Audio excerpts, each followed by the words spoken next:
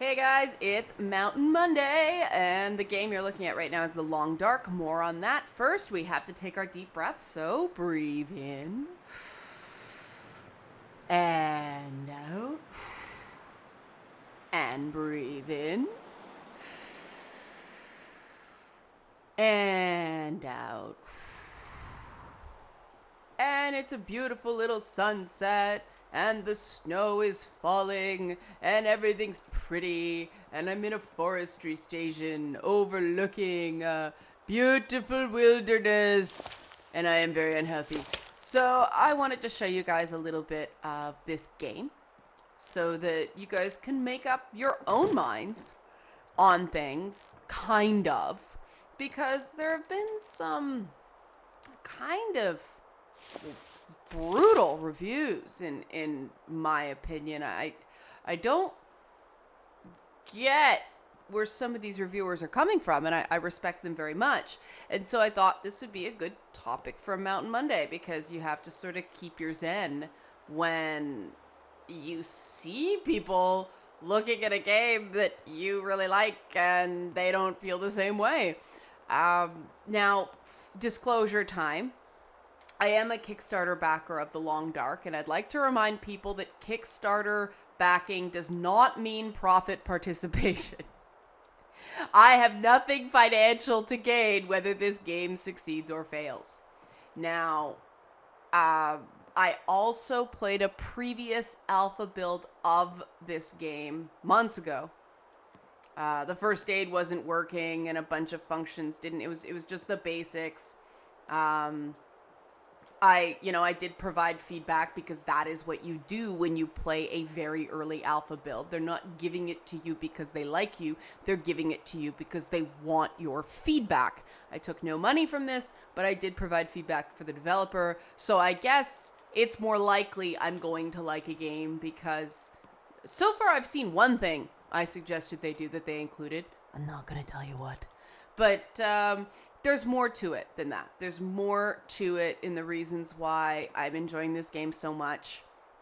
And I wanted to do a video to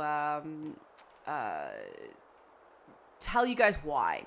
So, if you're considering it or you've seen some of these reviews, it's also a good opportunity to talk about disparity among reviewers and why it happens, and the reasons why it's not worth freaking out about it. Okay, preamble over. Good. All right, I'm gonna show you guys some of sort of the survival mechanics. Triggering hunting is not the easiest thing in the world. Oh, I've got some guts to drop, but I'll see if I can take down a wolf for you guys. Maybe. You'll notice I've already taken down a few. This is my guts pile. You have to air dry certain animal parts to survive, and it's awesomely disgusting.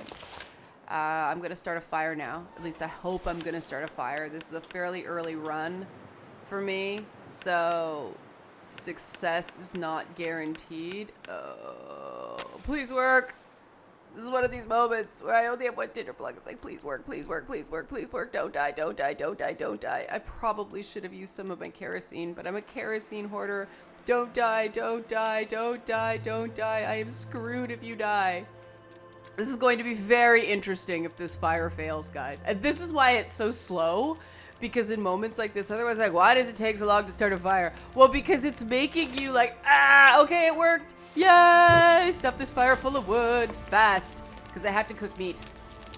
I have been farming meat from this wolf I took down for a while, and so I'm cooking it now, because you can't eat the raw meat. You'll end up with food poisoning, and food poison in this game sucks. It depletes your resources, requires you to rest. You blow a whole day if you get food poisoning. What? No, I wasn't paying attention. My wood stove went out. Oh, this sucks. Okay, as you can see, I am hungry, thirsty, and very fatigued.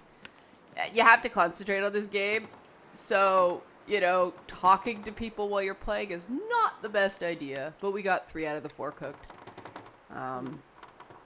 And as you can see, I'm managing my hunger and thirst right now. Thirsty doesn't mean here what it means on the internet. It actually means you're thirsty. Oh man, what am I going to do with this piece of raw meat? I may have to just abandon it. Because I need more tinder plugs. So, it is 2 hours of daylight left. Yeah, it makes sense to just sleep at this point. And you'll see I'm also encumbered. That's because I'm carrying too much junk. It's also because I'm tired. So you'll see I'm encumbered now. When I sleep, I'm going to do a full 8 hours. When I sleep, I will no longer be encumbered at the end. Your carrying capacity drops as you get tired, which is unique. I've never played a game where that happened. I think that's cool, but I think that's going to be one of those things that either people love it or they hate it. And in my mind, the people that dislike this about this game, it's also, you'll notice, quite dark. And it's still snowing. The weather is dynamic. This doesn't happen all the time. I'll try to get it to a point where you guys can see that it doesn't happen all the time. There are periods of this game where you could call it grinding. It's not grinding to me. It's part of the game. But, you know, it is one of these games where every moment in the game is a moment in a game. It's not like, you know, this artificial barrier between resource management and gameplay. It's all part of the same whole, because the entire reason you'd play this game is if you have interest in a wilderness survival game. If you're not interested in that, don't play. There will be nothing in it for you. I'm carrying a gun, but it's not really a shooter. Because I've been playing for... Where is this gun? There's 3 rounds in it. I've been playing for 4 days on 6 bullets. Okay? You don't do a lot of shooting in this game. Shooting is when you need the resources or you're gonna die. And sometimes it even makes more sense to take the damage from a wolf as opposed to wasting the bullet. I'm not kidding. There's no simple answers in this game. There's no real right or wrong. And that's why I like it. But then, I mean, you get these moments of absolute beauty like this. And at the same time, I mean, that's beautiful, but I want this snow to stop. Isn't that pretty? It's get out of my way, snow. You're affecting my visibility and jacking my cold stats. I mean, I'm in one of the coldest parts of the whole map because I'm up on this mountain. And I've been stuck on this mountain despite myself for about 2 days now because the weather's been so bad. And it's getting to the point where I am going to push and I am going to have to move. And maybe I'll show you guys that because that's harrowing. When you hit parts here like now where I'm in a relatively safe spot, I can venture out, get the stuff I need, go back, lather, rinse, repeat. See, here's a wolf I killed. Suck it, wolf. You know, it's pretty chill right now because I'm in pretty good shape. Moving from building to building, the buildings are just far enough apart that it is scary. And that's the fun. And if you don't find that fun, it's not going to be fun. And that's why there are just naturally going to be mixed reviews on this title because it doesn't apologize for what it is. It doesn't try to please everyone. It is a very deliberate type of game. It's a survival game.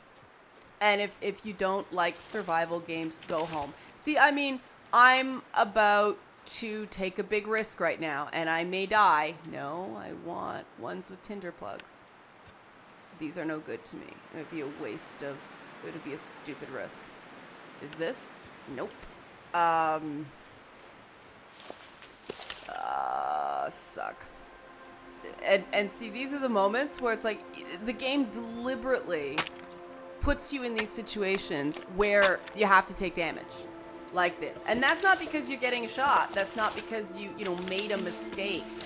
This is the game.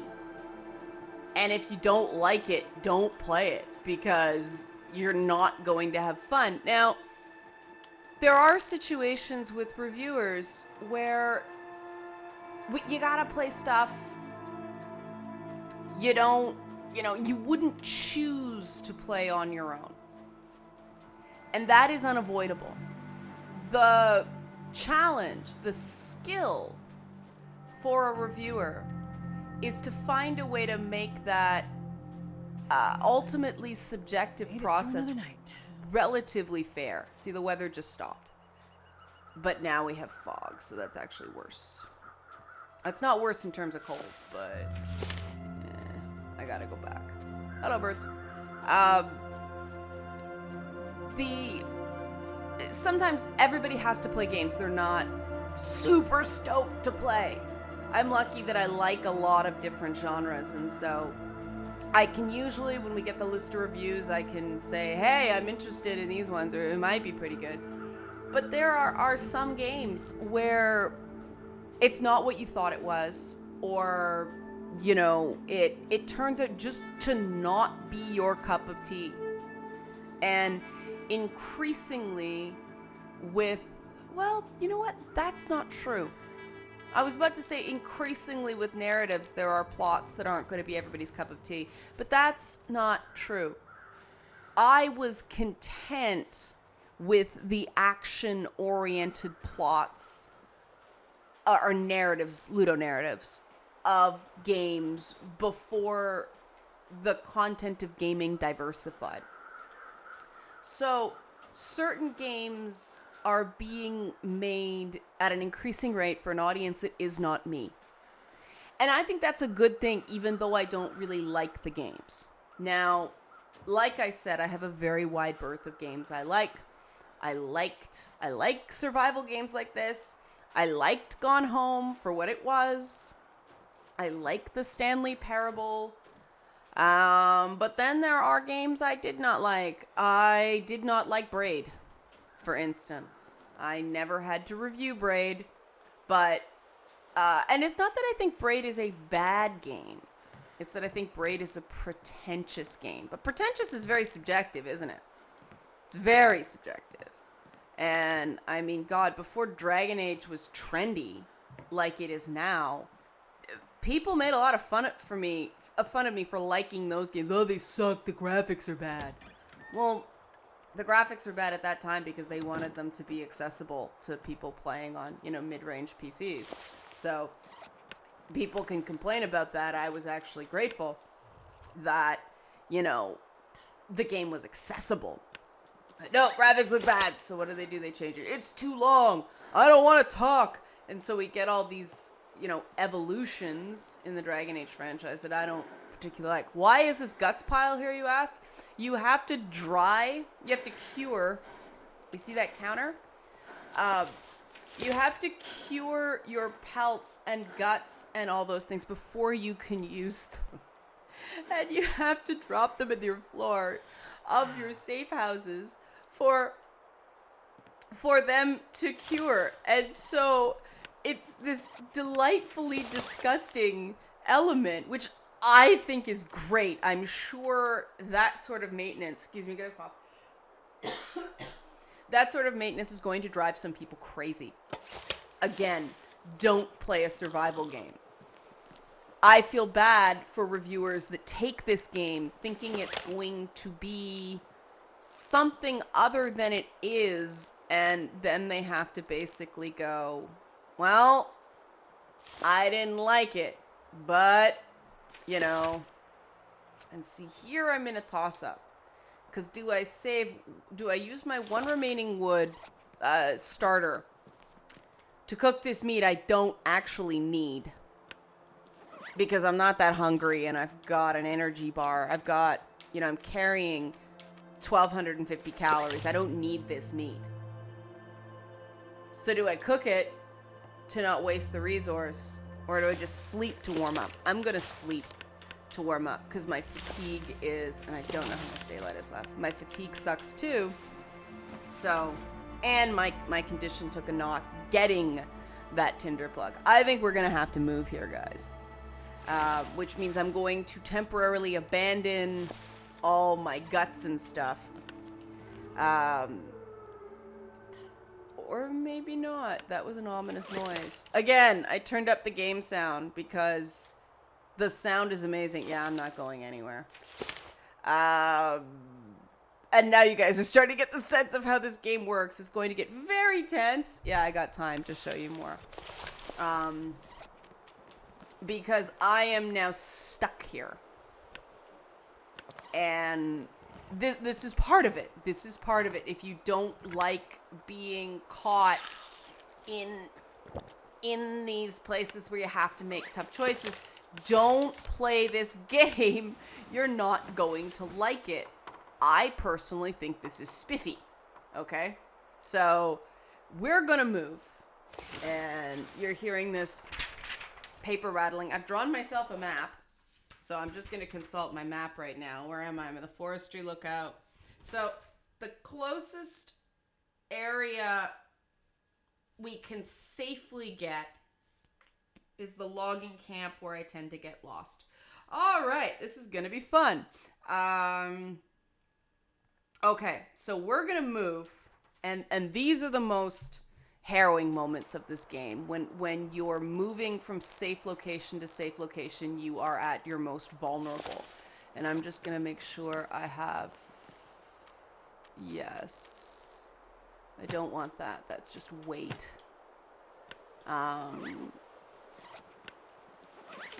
And so off we go. Do I have water?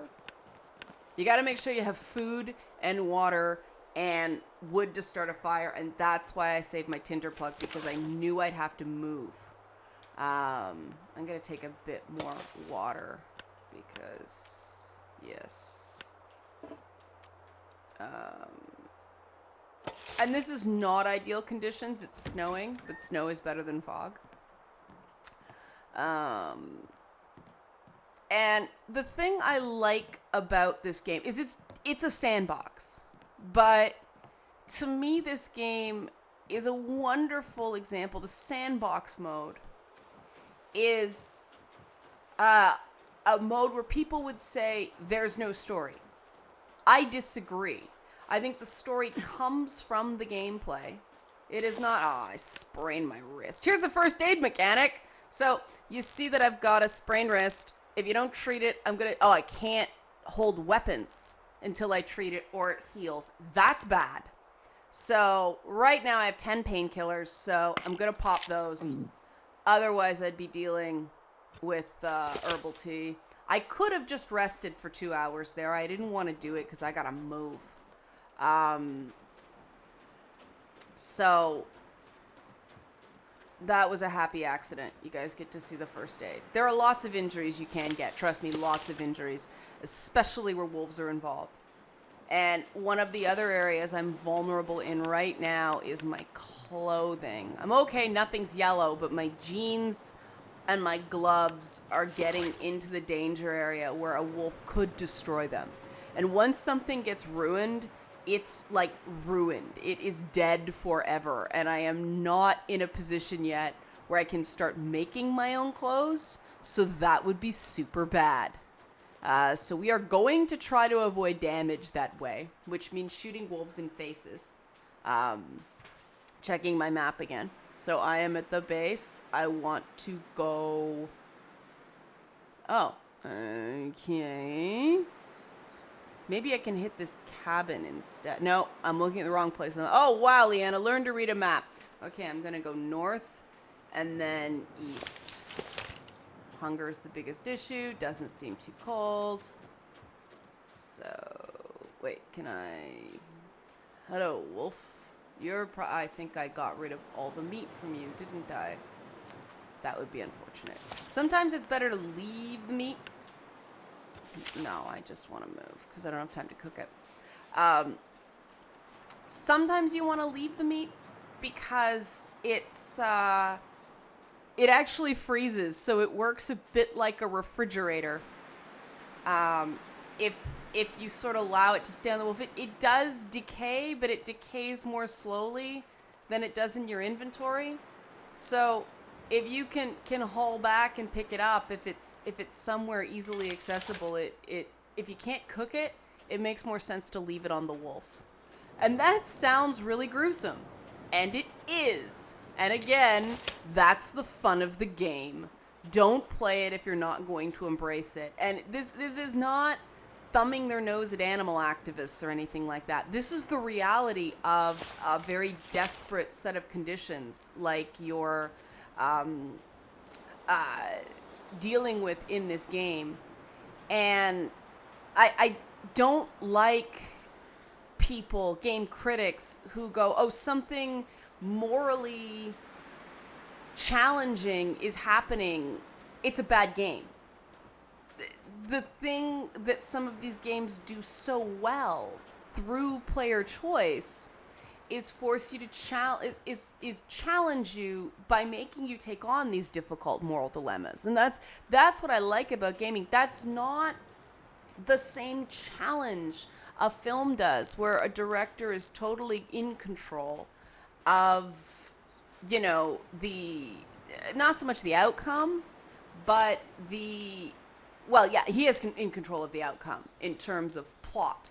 He decides how the story is going to end, or she decides how, you know, what questions a film is going to ask. In a game, it's much more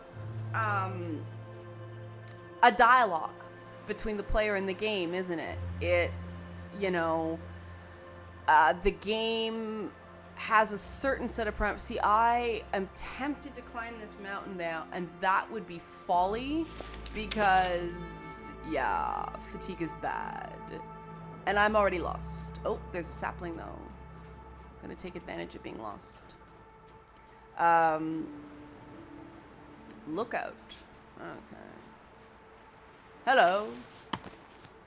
Oh, that's a good one, too. Okay. This is another thing you have to dry or cure before you use. And, so, yeah. Climb this mountain. And this is very fatiguing, but I need to find where I am. I am lost. And people are like, how did you get lost so quickly?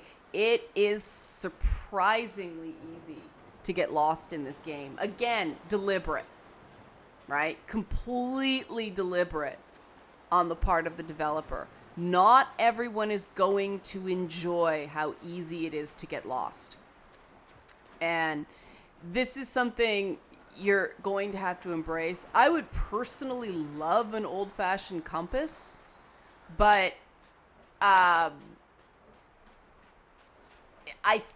there's thinking about it, there are reasons to do that and reasons not to do that. And I don't quite know what the intent of the developer is yet. So I'm not willing to say it's a mistake not to have a compass. Oh, I'm going to get hurt here.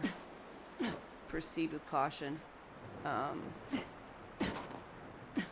Don't want to sprain my ankle. And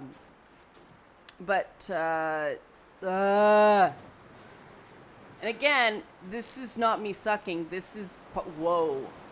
This is part of the game. Oh, okay. And one of the things they still have to fix that I do think is a mistake, or at least a hardware issue. You guys may have noticed that every so often, and it hasn't been too bad this time around, there is notable lag. And I've noticed it much more on the Xbox One version I'm playing right now than the PC version I played previously. Why'd I switch versions? Well, because I was assigned this game on a certain system by an outlet. So you play the version you are assigned, because otherwise that makes it too complicated to track if you don't do that. Oh, deer. Hi, deer. I'm not going to shoot you right now, deer, because I got bigger problems. Second game plan. This is not good. The weather's getting worse. The weather's getting worse. Okay. So, that was a fail. I failed to get where I wanted to go. Do I have any food left? Yes, I do. Okay. So, this is a discretion is a better part of valor thing. I'm gonna go back to my safe house because there's 2 hours of daylight and I am in bad shape. Maybe I can shoot this deer. Nope. They run away, that's it. You're just gonna waste bullets. They have to be standing still because you gotta hit them right in the head or they just run around bleeding and maybe he'll kill himself. Sometimes that happens. They can get injured too. So if this guy runs off a cliff, easy meat. But it's almost been a half hour, so I'm going to wrap this up. And I promised I'd talk a little bit about how to stay zen when, you don't agree with a reviewer. And it's difficult in the age of Metacritic because, yes, people have pointed out to me some reviews matter more than others. And did the deer fall? Can't see. I'll have to check later.